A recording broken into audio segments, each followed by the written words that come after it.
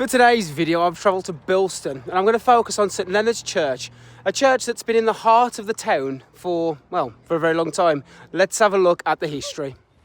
Right in the heart of Bilston stands St Leonard's Church, and this place has seen nearly 1,000 years of local history, from medieval worship to Tudor drama, rebuilds, explosions and some proper Black Country details.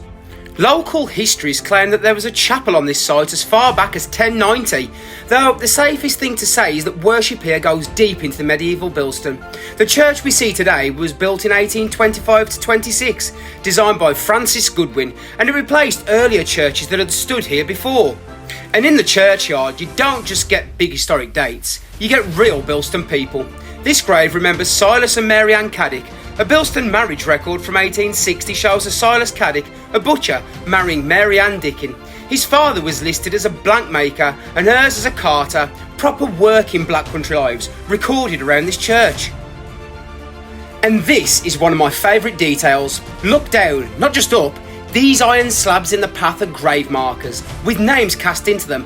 Fletcher, Davis, Granger, Atherton, Fowler and more. In most churchyards you expect stone, but here in Bilston, even the graves have an industrial feel. This is proper Black Country. Back in 1458, a chantry was founded here. That's basically money set aside for prayers and masses. But then in the 1500s, Henry VIII happened. And if there was one man you didn't want poking around your religious buildings, it was him. In 1546, during the dissolution of the chantries, officials recommended that St Leonard's should close. The lands were sold, but luckily the building itself survived, so even Henry's lot didn't completely finish it off. Then the religious changes kept coming. Under Queen Mary, Catholic worship returned here. Then Elizabeth I came to the throne and Protestant worship was firmly established again. So imagine being in Bilston at the time. One monarch says one thing, the next monarch says another, and you're just stood there thinking, am I coming to church or filling in a government form for goodness sake? The church was rebuilt in 1733 and then rebuilt again into the church we see today in 1826. In 1883, the outside was altered, with the tower faced in stone. Then in 1907, a gas explosion shattered the east window, because apparently even the windows weren't getting a quiet life in Bilston. One final thing.